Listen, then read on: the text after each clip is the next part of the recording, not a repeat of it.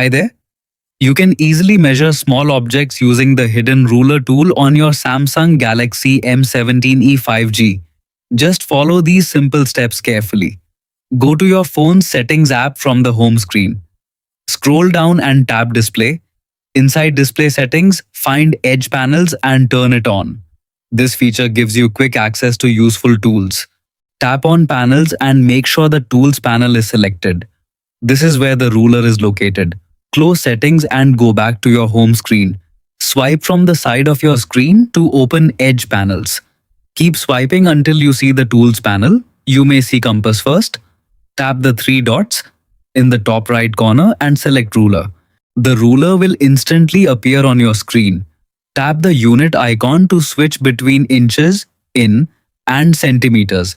You can tap and drag the ruler to adjust its position for better accuracy. When you are done, press done to close it. Done.